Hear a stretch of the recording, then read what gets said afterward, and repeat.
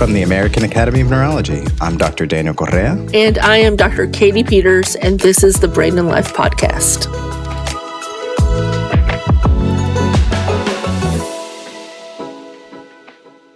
Good morning, Daniel. You know that our day jobs are physicians. I actually got to interview Ed Begley Jr., who is a prolific actor from film and TV, along with being an advocate for both climate and healthy living. And he's also an author, so we talk about his recent book. And the reason why I brought up being a doctor is that he was a TV doctor, probably one of his most famous roles on the hit show St. Elsewhere. You may remember that. I do. It's funny to think back that far from when we were watching TV those many years ago.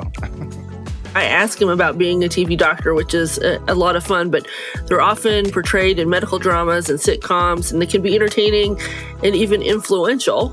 And while sometimes what they represent sort of as the realities of the medical profession are not real, they can really spark interest in healthcare and raise awareness about various medical conditions. Now, I know that you're a great podcast co-host, but any aspirations for the big screen TV or film? Oh my, nope. I had a lot of anxiety even at the start of the podcast, just listening to my own voice. You know, it was the encouragement of the team here in the Brain and Life podcast, the listeners, and my most important listener, my mom, that made me much more comfortable recording the podcast and bringing this to you, the community. But I'm pretty sure I would freeze in front of the video camera.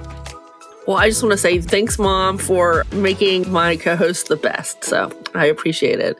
But today we're going to have Ed Begley Jr. He's going to be sharing not only about his career and about his book, but also his diagnosis with Parkinson's disease and how he continues to work and thrive with exercise and healthy lifestyle habits.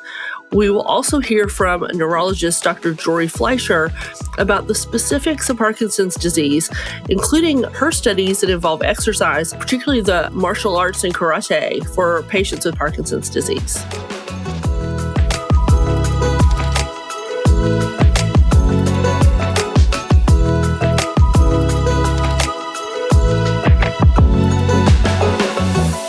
Today, we are joined by Ed Begley Jr., and of course, our listeners will definitely know this prolific American actor.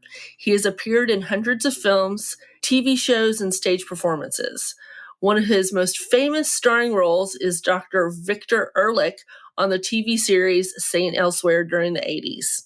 He had recurring roles on Mary Hartman, Seventh Heaven, Arrested Development, Migo, and 6 Feet Under. He is a longtime environmental advocate who has published books advising others on being more environmentally conscious.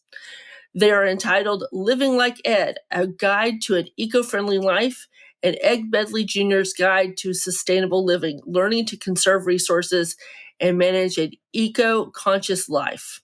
In his new memoir, To the Temple of Tranquility and Step on It, a memoir, he explores his personal journey that encompasses his eco-activism, challenges with addiction, recovery, his health and wellness. And I will say also, because I did read the book, it's also just some great anecdotes about the many family and friends and community you have, particularly within your Hollywood career. It was a lot of fun. It was fun to do.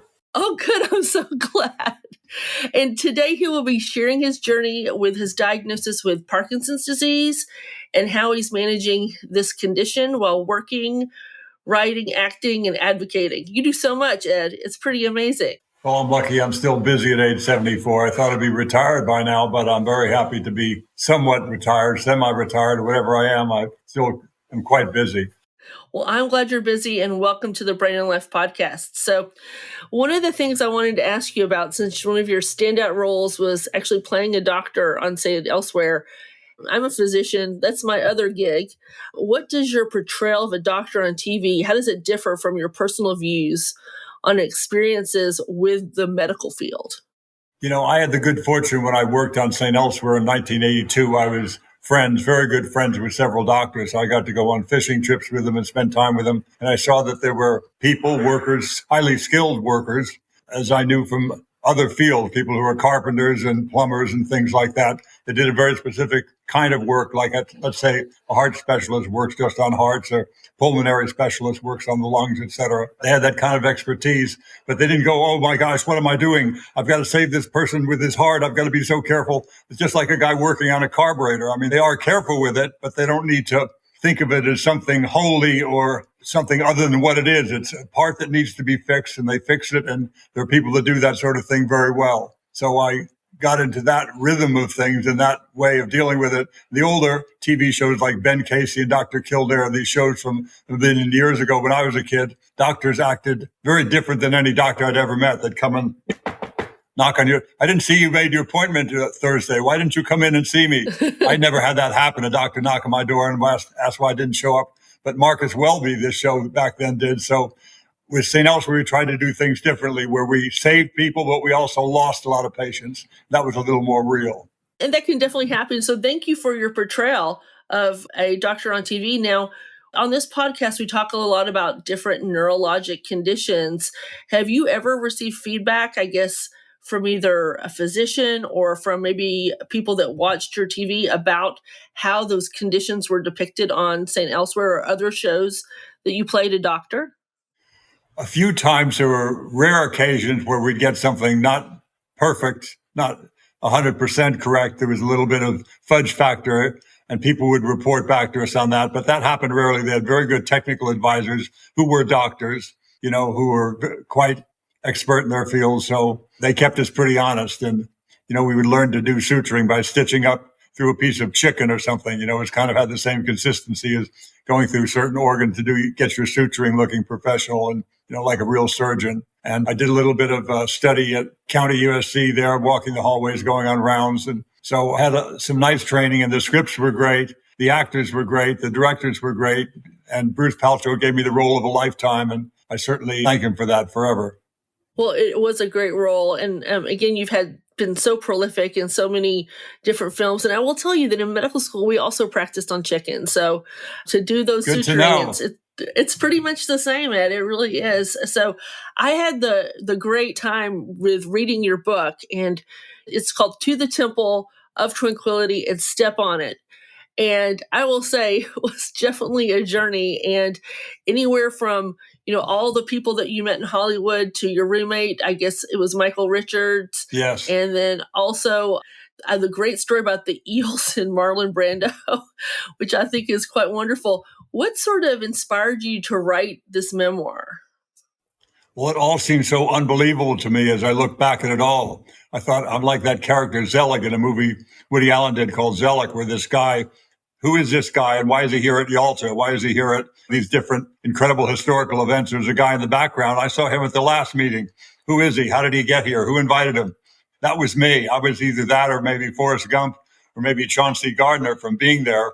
But I was this kind of hapless guy that wound up in these important rooms, and nobody quite sure how I got invited. Certainly not me.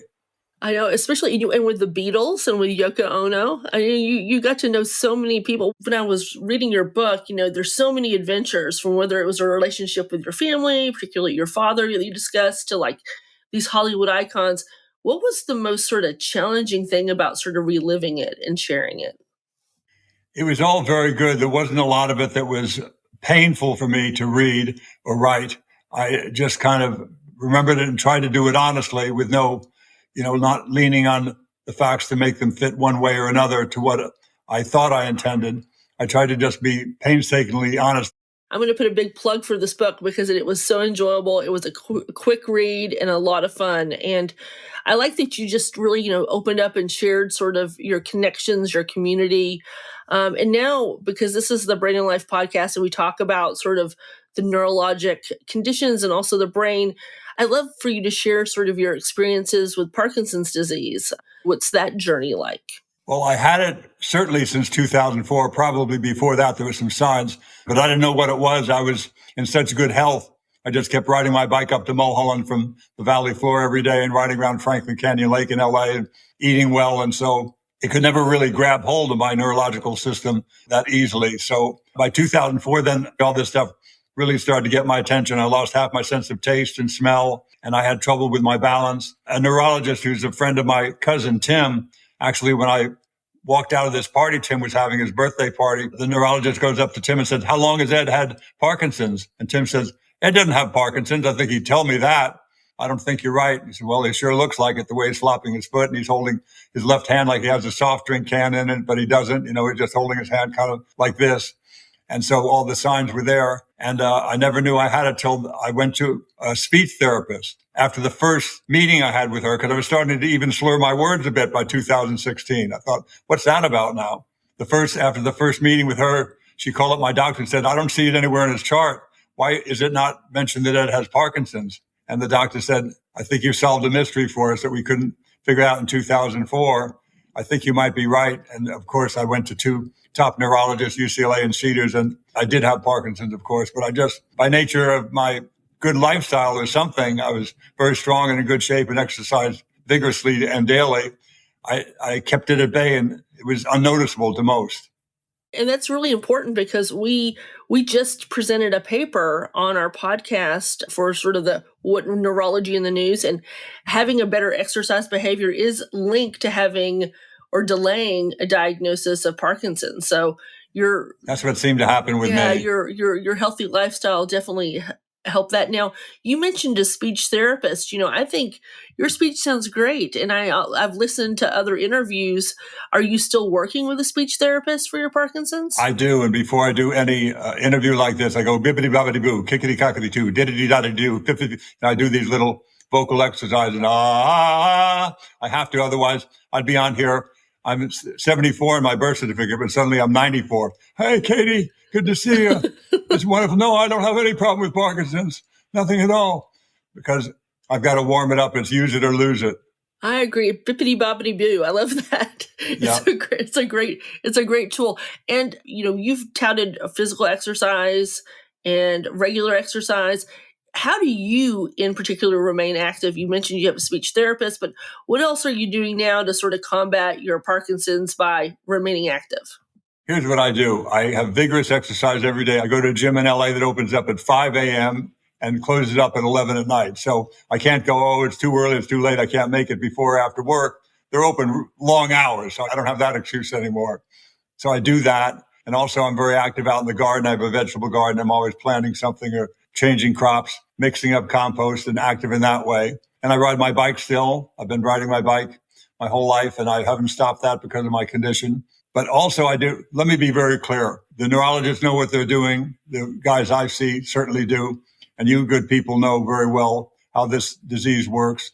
I take all the dopamine that they tell me to take, the carbidopa, levodopa, I think it's called Ritery. It's worked very well for me. I do everything that the neurologists say. Then for extra credit, if you will, besides the exercise, my wife found some things that some people feel helps, and it's helped me. So I keep taking it. I've been taking something called glutathione, and that has helped me. People have neurological conditions that help some of them, and I'm one of them. I started taking something called NAD, and that has helped as well. Hyperbaric chamber, oxygen-rich hyperbaric. All that stuff had worked very well, and even some stem cells, this place that I found. So I'm doing very well. And but again, I'm not just, taking jojoba juice or something and saying I'm going to be fine. I'm doing what the neurologists say. Then for extra credit, I try a few other things and see if any of them work, and they have.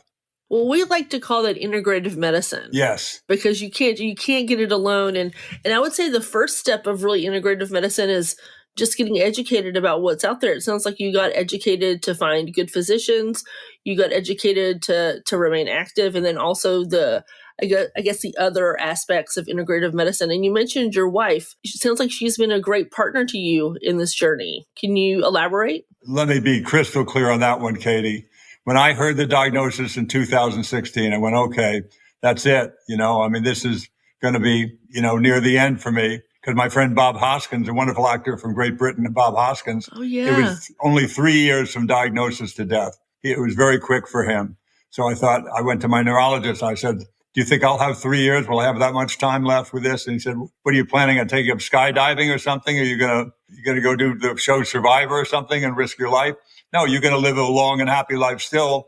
Just gotta be very careful with certain things and take some meds that we find work well. So that was 2016. And the disease has not gone away, of course, but it has not progressed the way it has with many other people because I do everything the neurologists say and all that other stuff that I've chosen for extra credit that seems to help me too. I like how you call it extra credit. That should be really a name for it, for the integrative medicine. And it sounds like your wife has been particularly very helpful. Yes. Is that correct? Sorry, I got off track there. She's the one. I was ready to give up, and just go, well, I have as much as 3 years like my friend Bob did. But she said, no, you're not getting out of here that easy, chump. I've got some plans for you. So she found all this stuff. It was found by her, not me. She looked things up on the internet. She consulted with professionals that we know. And so it all worked very well. And you can use the tools that are out there in many different ways. And we've used them. And the one thing I know, I would go in and get an IV drip of glutathione just to please my wife, to shut her up about this stuff. So, okay, I'll try it. I go and do it. When I walk back to my car, I was definitely walking steadier than I had walked to the clinic. Same thing with NAD. I'd go back to my car. I go, okay, is this my imagination? No, I'm definitely walking straighter and less kind of like I'm slightly tipsy. And also I was a drummer. So I used to play this drum solo called Wipeout way before your time, but I'll do it right now. Okay. I would do that for a while. I would do it on the way get the treatment for NAD. Then I do it on the way out. It was always better on the way out every time. I went, okay, so this is not just walking the lower extremities. It's upper above the waist too. So there's something interesting going on. And I'm going to try to be scientific about it and see if it continues. And I have for years done this stuff, and it seems to be fairly consistent the way it's been helping me. That's wonderful news. And I love how you're your own control. We call that a control experiment, that you're your own control. You do an activity beforehand and then see what happens later on. Do you have any other tips for our audience? Like if they have a loved one with Parkinson's or if they have Parkinson's for themselves, what about in regards to sort of eating or other healthy habits? Definitely eat right. I've eaten right my whole life since I was 20 years old, back with the first Earth Day, 1970. I started eating very healthy, and that's continued to this day. In fact, I'm even better at it than I was before I was diagnosed. So eating right is very important. Vigorous, and I'm going to say that word loudly and clearly, vigorous daily activity. Maybe you want to take one day off a week, that's fine. But try to do it at least 6 days a week, and that's what I do. I try to do it every day and not take any days off. Vigorous exercise and eating right, I think, are key. And the right frame of mind to not get in the negativity. I started with going, well, I have 3 years like my pal Bob. No, I'm going to, even if the norm is 3 years, which it is not, if you take the medicines and do everything right, that doesn't mean that you have to be one that is gone in 3 years. So I try to be upbeat about things. And it's easy to be upbeat because I've had it definitely since 2004 by all the signs that I didn't understand what they were. I've certainly been diagnosed as having Parkinson's by medical professionals at top LA hospitals since 2016. And here it is, it's 8 years later. And here's a good indicator of how well I'm doing. At some point on 2 different TV shows that I did, one was called Bless This Mess with Pam Grier and Dax Shepard in Lake Bell. And the other one is a show I'm still working on called Young Sheldon. At some point I went up to Lake Bell and to Dax Shepard and Pam Grier. I said, you guys, thank you for being so patient with me with my Parkinson's. And I said, what did you just say? I said, my Parkinson's. I knew that they knew because I worked this close to them for a whole season. We didn't know you had Parkinson's. And I would kind of have my little tricks. If I had a shovel nearby or something or a rake, I was this guy who lived in their barn. So I'd just get like a gardening tool. I kind of hang my hands on it and hold on to it. And so I guess I was not shaking as much as I thought I was. Put my hands in my pockets. This is a while ago before I was really taking the dosage I was taking and had things really refined the way I do now. So I'd shake a little bit. And I thought everybody knew about it, was talking about it, whispering behind my back. Nobody knew what I was talking about. Same thing on Young Sheldon. I thank the producer for being so kind to an old guy that has Parkinson's. He said, what did you just say? I said, my Parkinson's. He said, you have Parkinson's? So far, so good, Katy. Well, I think that's wonderful. And I would say you're definitely an inspiration to our patients because with Parkinson's and to their loved ones, because A, you're working with Parkinson's, B, you're exercising with Parkinson's, and you're thriving through this illness. So it's just wonderful to see how you're doing. Do you have anything else you'd like to share with our listeners? Anything about your book, your journey with Parkinson's, or your family or friends, anything? Yeah, just live an active, full life.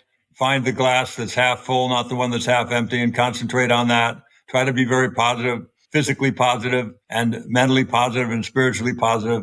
And thank you for mentioning the book. It's pretty amusing, according to all the people that I've met that have in fact read it.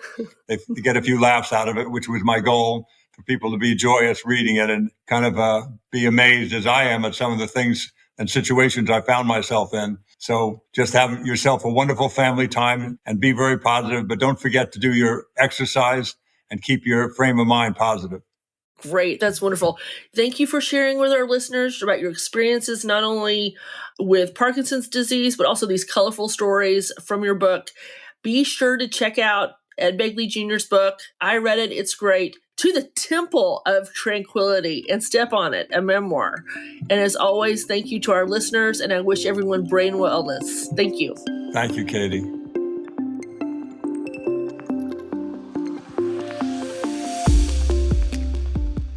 Can't get enough of the Brain and Life podcast? Keep the conversation going on social media when you follow @NeuroDr. Correa and @Brain and Life Mag, or visit brainandlife.org.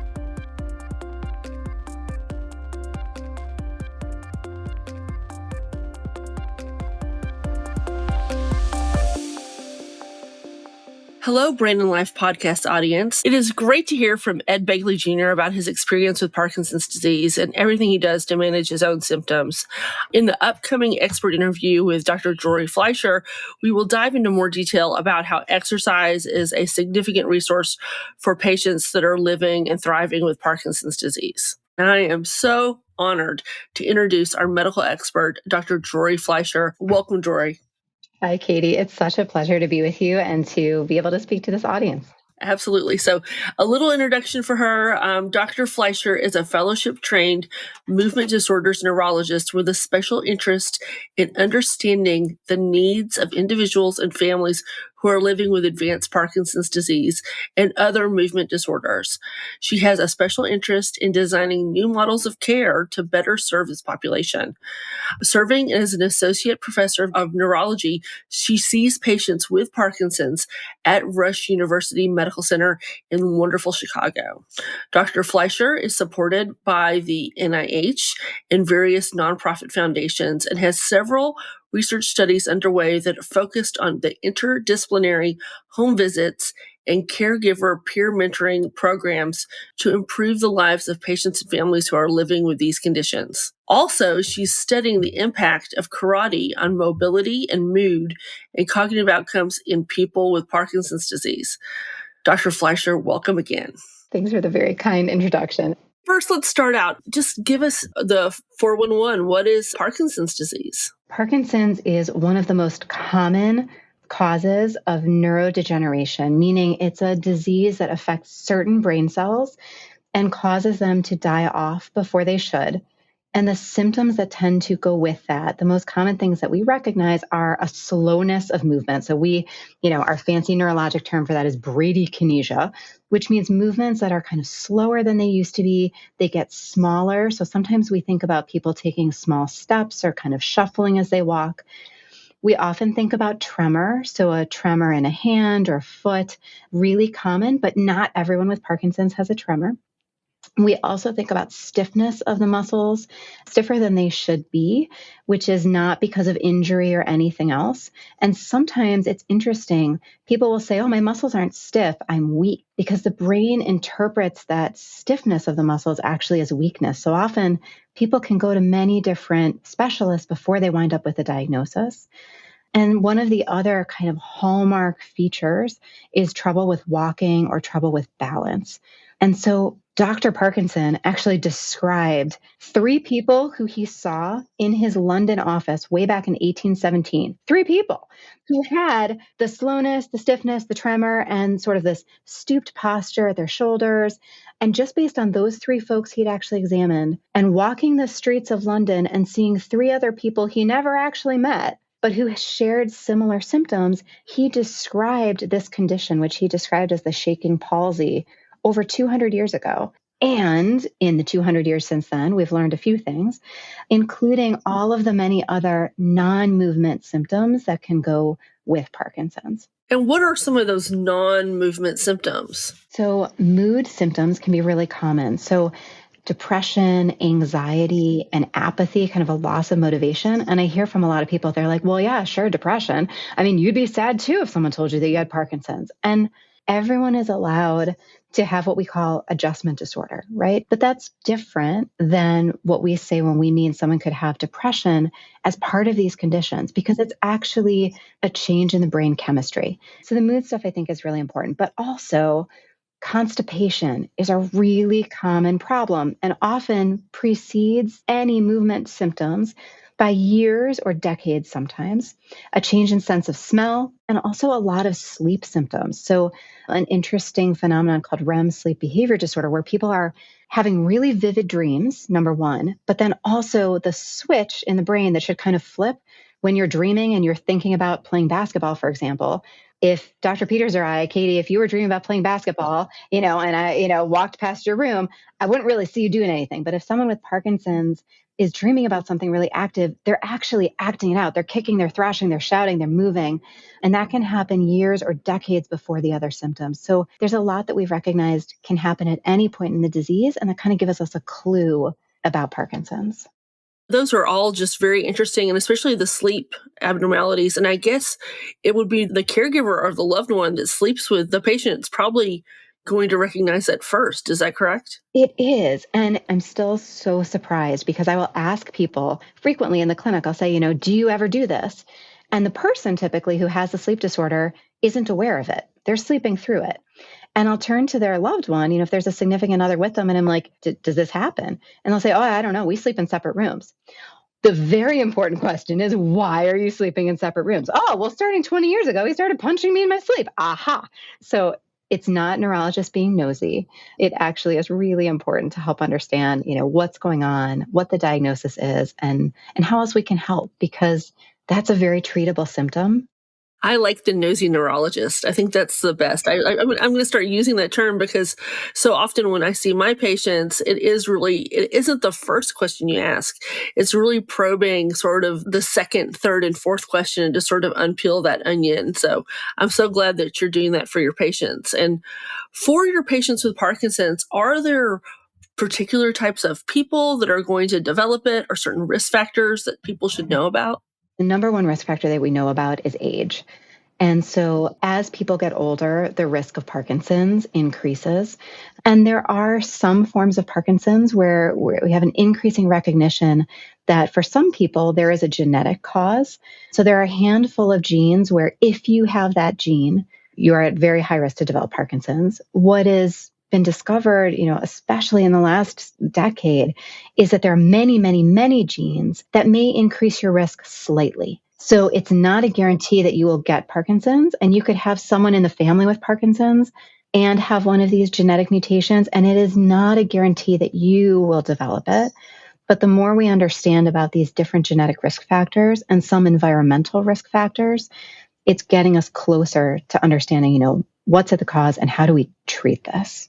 Parkinson's disease is in the media, and just knowing some of my own patients or some family members, it seems that there's either a variation of sort of how much Parkinson's disease symptoms you have or how severe it is. Can you sort of explain that to our audience? Absolutely. So I think you spoke to two things, Katy, which is one, there's sort of an increasing recognition of Parkinson's to all of these folks who have come out publicly and share their diagnosis. The courage that it takes to do that, just thank you, because they're bringing attention and recognition, and it's leading to people recognizing their symptoms and getting diagnoses earlier. And that is huge, let alone raising money for, research and advocacy and all that. So I think that's number one. But you're absolutely right. And something I tell my folks every day is when I'm making a new diagnosis of Parkinson's, I will tell people when you walk back out through our scary waiting room, because no matter what flavor of neurologist waiting room you're in, it's scary to be there, right? There is no one in that room today or any other time that you come to visit me whose story is yours. Your Parkinson's journey is going to be individual to you. So I agree with you. I think Parkinson's will definitely have that opportunity to have individualized therapies based on the patient's symptoms, condition, genetic makeup, background, and also what they want, because it's about the patient's journey. And since we're talking about treatment, can you sort of tell me what is sort of the patient's initial journey? I know it's very individualized, but in general, sort of what kind of treatments are they seeing and how are they being evaluated? It's a great question. And there's so much out there. So I think number one, know that Uncle Google does not know very much about Parkinson's. Uncle Google went to like 1 year of a sort of second-rate medical school and then dropped out when it comes to Parkinson's. So don't trust what you read online unless it's coming from Brain and Life, right? But we, for years and years, we've been really lucky because we've had a medication called levodopa. And levodopa has been around really since the 1940s, 1950s. And once it gets to the brain, levodopa is dopamine. And actually, when I said Parkinson's is a neurodegenerative disease where these populations of brain cells die off, one of the big populations of brain cells that dies off are our dopamine producing factories. And so back in the 50s, scientists were able to create dopamine, exactly what we're missing, in a lab. And so we can give people dopamine in pill form and it gets absorbed, it goes to the brain, it replaces some of what you're missing, which is great. And so to this day, it is both our safest and our most effective medication, which is actually saying something. Because in a lot of conditions, like we could start with, here's the kind of baby step. There's a lot of work going on different medications to be used that would be neuroprotective, which means something that you would take that doesn't necessarily improve your symptoms today, but is doing something on the molecular level in the brain underneath to slow down how quickly Parkinson's is progressing, right? Which is, really what we want is we want a cure. And short of a cure, we want something that's at least going to slow down progress. And so there's a lot of hope and a lot of work going on in all of those different realms. We also want a medication that's easier to take because levodopa is a little bit like taking an ibuprofen or an acetaminophen for a headache. It's there for a couple of hours and then it's gone. And your brain is used to making 24/7 stable amounts of dopamine. So there are problems with taking something that's there for a couple of hours and then goes away. You need to take it again multiple times during the day. And that doesn't jive with most people's lives. And so another great option for some people is a surgery, which might sound counterintuitive, but there's something called deep brain stimulation. And it's like placing a pacemaker into the area of the brain that's affected by Parkinson's. It's like giving electrical medicine instead of chemical medicine. So it's not right for everyone, but it can be a really game-changing, life-changing option for some people. So it's not what we reach for first, but it's something that helps us manage Parkinson's as time goes on. I got to interview Ed Begley Jr. He's a famous TV actor, famous for being a TV doctor, about his Parkinson's diagnosis. And he is very well aware of the varying scope of Parkinson's, that some patients have a better prognosis than others. And he really credited his healthy lifestyle, which is rigorous physical activity and a healthy diet. Now, I know that you've done some research on this. So can you share any insights on sort of like, not specifically he was doing, but sort of the similar activities? Absolutely. So first, just over here fangirling for Ed Begley Jr. And thank you for speaking with him and for his courage to speak out. But yes, he's absolutely right. So this is the thing is there have been great studies that have looked at the benefits of exercise in Parkinson's. And what I tell my folks when I'm making a new diagnosis or at any point is that right now, today, I do not have a medication that slows down the course of the disease, right? There's a lot in the pipeline. There's tons of reasons for hope. But today, can I write you a prescription for a pill that's going to slow it down? No. But I can write you a prescription for exercise. And there is a lot of evidence that exercise may slow down the course of your Parkinson's, no matter the flavor that you have. And people have, looked at really big groups of folks with Parkinson's and found, if you were always an athlete, if you were always active, your Parkinson's may progress more slowly. But if you have been more sedentary, a little bit more of a couch potato, not as active, and now you start, right? If this is the motivator to say, okay, I really got to get going. you will change your course of Parkinson's than if you've always been sedentary or more inactive and you stay that way. So my point is, it is never too late. You can't change what happened before, but we can change tomorrow and we can make a plan for it. And it's not to say you need to go out and be a marathon runner. That's not it at all. There's been tons of benefit shown in almost every form of exercise that's been studied. So when my folks ask me, what is the best exercise for someone with Parkinson's? The answer is the one that you will do. Right? So I completely agree. I tell my patients the same thing. I joke with people and I'm like, listen, I really like to cycle. I do not like to run. So if I'm running, you should run too. There might be a bear. There's, there is no one right exercise, but exercise is the right thing. There's benefit to resistance exercises, strength training.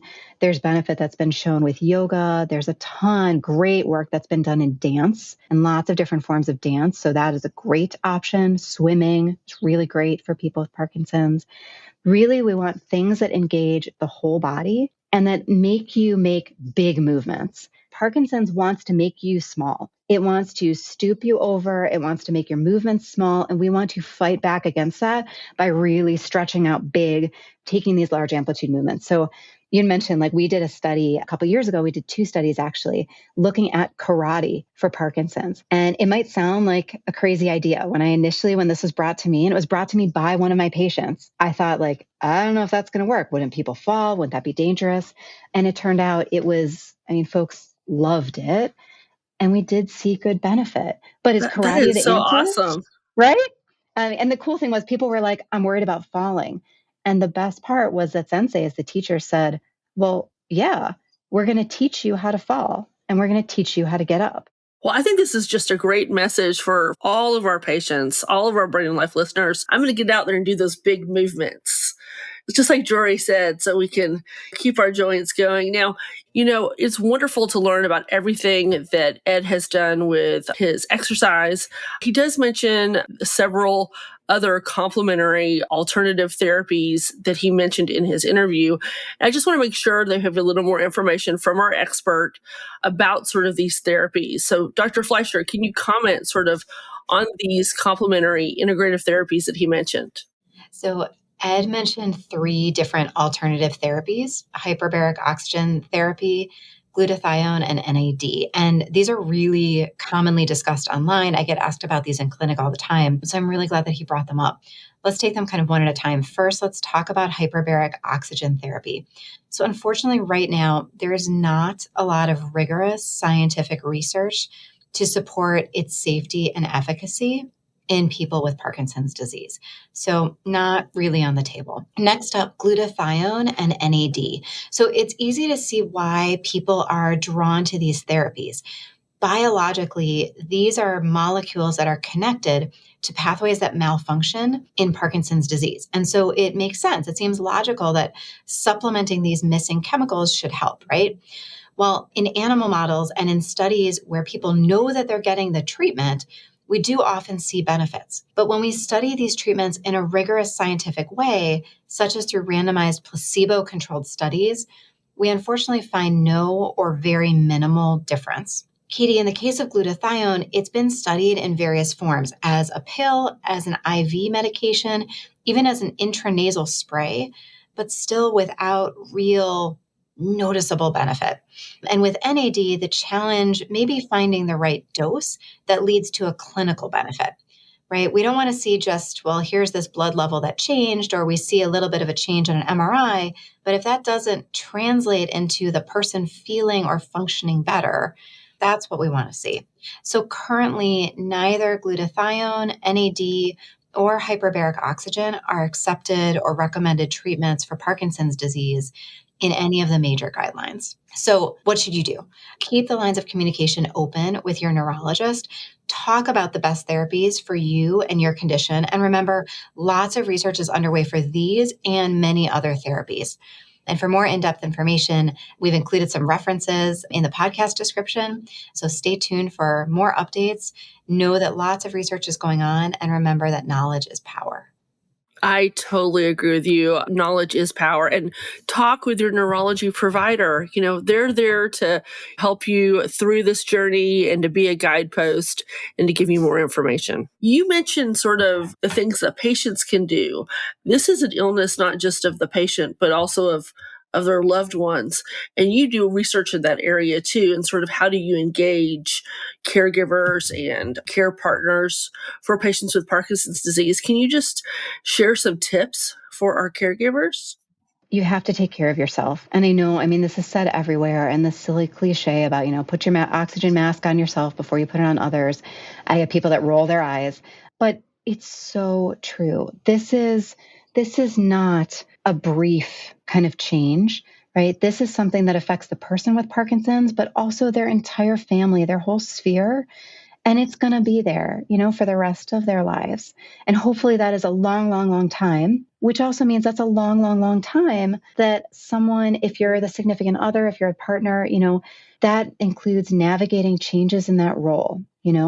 You may be wife one moment and caregiver another moment, and advocate another moment, and healthcare note taker the next moment, right? So taking care of yourself, finding ways to fill your own cup, finding ways to take time for yourself, and finding ways to connect with other care partners is critical. So whether it's Parkinson's Foundation, American Parkinson's Disease Association, Davis Phinney Foundation, there are so many wonderful organizations out there, Michael J. Fox Foundation.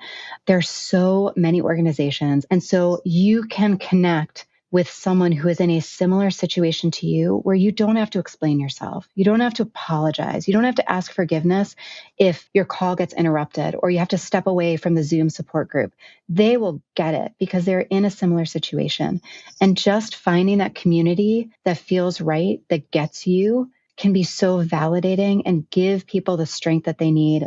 When I'm making a diagnosis, I always tell folks, you never asked to be in the Parkinson's community, but you're here. And it is the most amazing community that you never knew existed. Find your people in this community. And there are so many people who have either gotten the diagnosis or their loved one has gotten the diagnosis, and they have used that diagnosis. Once they go through getting used to it, going through the acceptance process, right? All of those stages of grief that can happen with getting a life-changing diagnosis, they come through the other side, whether that's weeks or months later. And they use this change as a positive inflection point in their life. So know that you're not alone, whether you're the person living with the diagnosis or the care partner or family. Find your people, take care of yourself. I love it. Find your people and big movements. That's what I've learned today. Big movements and find your people. So Dr. Fleisher, this has been, first of all, so much fun. And thank you for sharing your insights, your expertise with us on Parkinson's disease. Oh, well, Katy, thank you for being my people. And Brain and Life listeners, thank you for being my people. So it's such a pleasure. Oh, Jori, you're awesome. And again, thank you to our Brain and Life podcast listeners. I'm wishing all of you brain wellness. Thank you again for joining us today on the Brain and Life podcast. Follow and subscribe to this podcast so you don't miss our weekly episodes. You can also sign up to receive the Brain and Life magazine for free at brainandlife.org. Don't forget about Brain and Life en Español. Also, for each episode, you can find out how to connect with our team and our guests, along with great resources in our show notes. We love it when we hear your ideas or questions. You can send these in an email to blpodcast@brainandlife.org and leave us a message at 612-928-6206. You can also find that information in our show notes, and you can follow Katy and me and the Brain and Life magazine on any of your preferred social media channels. We're your hosts, Dr. Daniel Correa, connecting with you from New York City and online at NeuroDr Correa. And Dr. Katy Peters joining you from Durham, North Carolina, and online at Katy Peters, MD, PhD. Most importantly, thank you and all of our community members that trust us with their health and everyone living with neurologic conditions. We hope together we can take steps to better brain health and each thrive with our own abilities every day. Before you start the next episode, we would appreciate if you could give us 5 stars and leave a review.